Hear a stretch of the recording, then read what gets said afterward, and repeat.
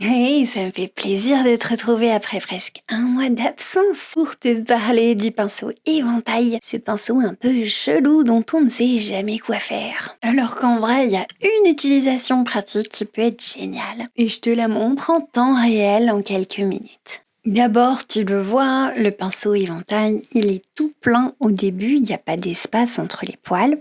Quand tu l'humidifies, ça crée un espace entre les poils, ça s'agrège et ça fait des groupes de poils, ce qui te permet de faire de l'herbe.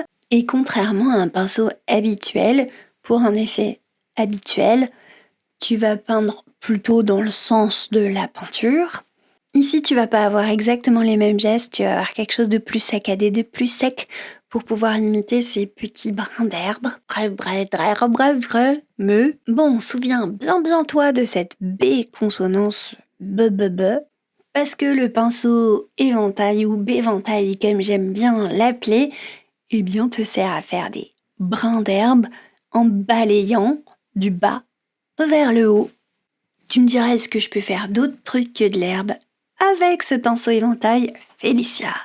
Et je te répondrai, bah oui, tu peux faire plein d'autres choses, plein de textures, et je vais te montrer juste après un exemple. Mais c'est pas en résumé ce qu'on pourrait appeler un pinceau essentiel quand même. Ici, je profite de sa forme de râteau avec des poils espacés régulièrement pour faire des pointillés, et je gagne du temps. Et là, par exemple, je vais profiter de cette forme pour pouvoir faire des reflets. Donc je peux aller à l'horizontale et faire des reflets plats ou utiliser absolument tous les pinceaux en même temps et ça me fait de magnifiques reflets. Regarde comme c'est facile. Donc oui, tu peux faire plein de choses avec. L'herbe, c'est quand même assez notable. Ça rend les choses très faciles.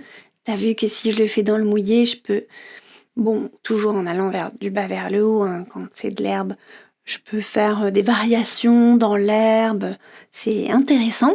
Après, il y a quand même d'autres typologies de pinceaux qui me permettent de faire un petit peu pareil. Là, je te montre avec un pinceau trinard.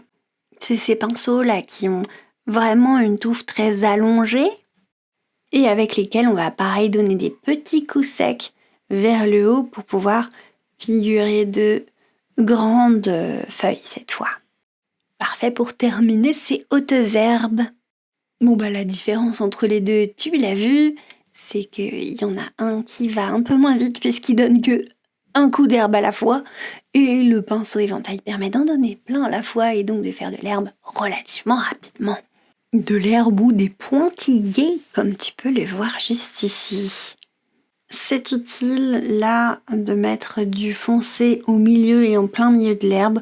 Pourquoi ? Parce que ça va donner de la profondeur, ça donne l'impression que l'herbe elle parle de tous les côtés et que j'ai pas juste un truc qui fait face à toi, mais une surface un peu plus plate. Dernière question qu'on peut traiter. Si je n'ai pas de pinceau éventail, madame, à quoi ça me sert ? Et est-ce que j'ai vraiment besoin d'en acheter pour faire cet effet ? Si je te pose la question, tu te doutes que j'ai une réponse qui est négative. Tu n'as pas besoin d'en acheter pour avoir cet effet. Tu peux prendre un pinceau que tu presses entre les mains et ça te fait un espacement et donc tu peux aussi avoir cet effet assez facilement avec n'importe quel pinceau synthétique. N'oublie pas d'observer ce même geste du bas vers le haut. Oui, d'accord. Désolée, je sais pas ce qui m'a pris, trop naturel. C'est peut-être un moyen mnémotechnique, en même temps, je suis sûre que tu vas t'en souvenir, tu vois. Ok, dernière astuce. Avant de clôturer cette magnifique vidéo, très rapide, tiens, pour une fois, quand tu fais de l'herbe, justement, essaye de commencer quand même assez léger, transparent, et d'ajouter au fur et à mesure différentes couleurs. Tu vas jouer sur une herbe un peu plus jaunâtre, un peu plus verdâtre, un peu plus bleuâtre, et tu vas comme ça avoir quelque chose d'un peu plus naturel. Je remercie aquarellepinceaux.com, mon site préféré de livraison en ligne, qui m'a envoyé généreusement un colis. Je vais t'en parler de plusieurs matériels pour un petit projet secret dont je te parlerai plus tard. En attendant, on se retrouve la semaine prochaine. N'oublie pas un petit like si t'as appris un truc et bisous les abonnés.